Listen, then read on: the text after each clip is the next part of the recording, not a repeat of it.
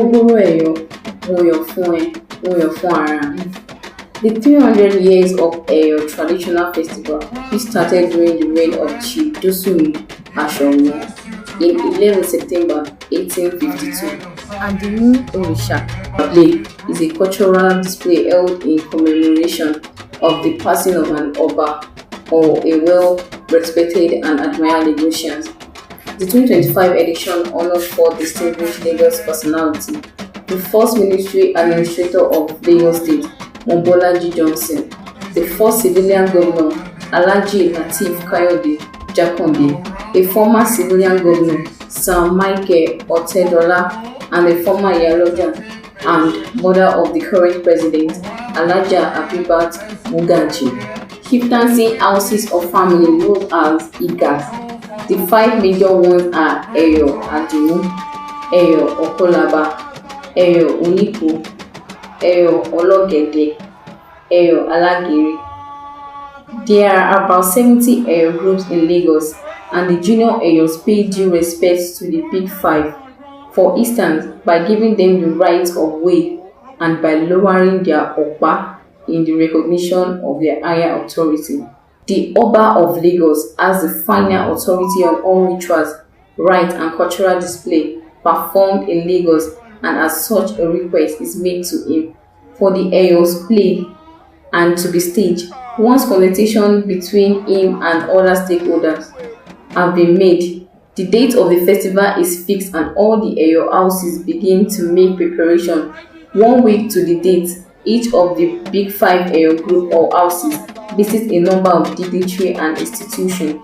This is when the Opa is first seen in public, as they go visiting with their Opa or staff to communicate for staging the play and its importance. This is called Kokpajade and is done in the hierarchy order of the Eyo groups, ending with a visit to the governor of Lagos State.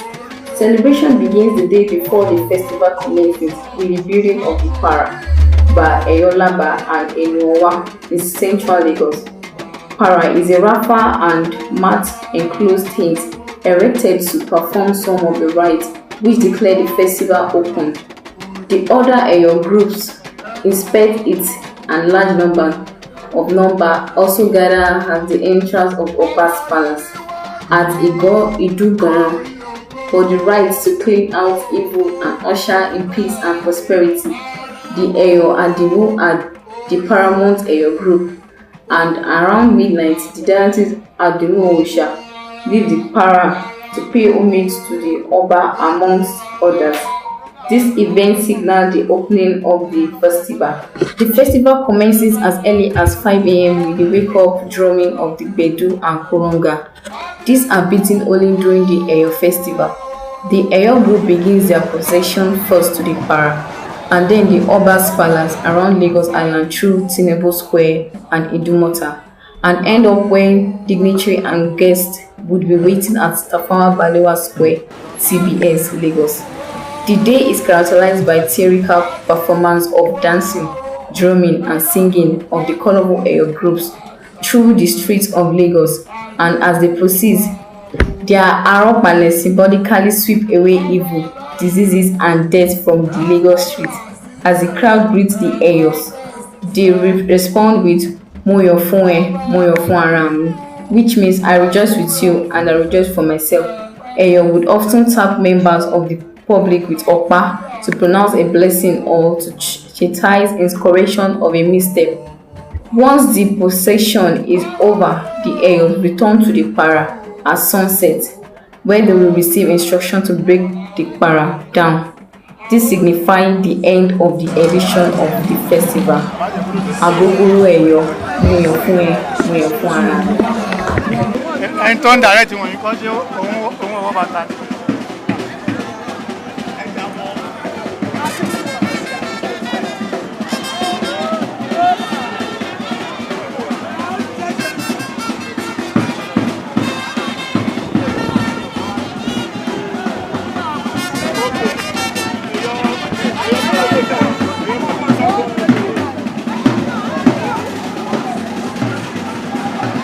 On a fake street fake.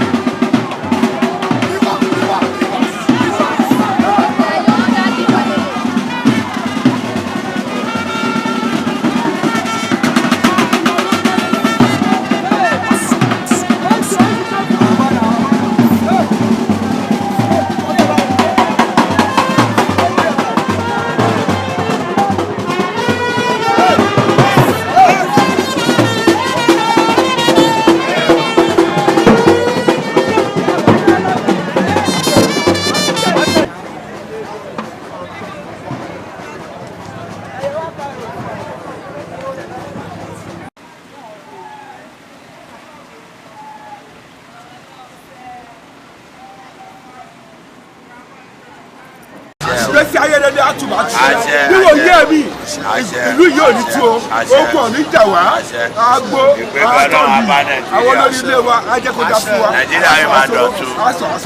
aṣọ àṣàìkú wa lọ owó adé ọrọ̀ adé àríjẹ ẹ̀rí mu ó ṣe fún omi ò ní fọmọ ilé mi yé sọ́dọ̀ ìyá àríjẹ àṣẹ àkọ́kọ́ lọ́ọ̀ni gbogbo èkó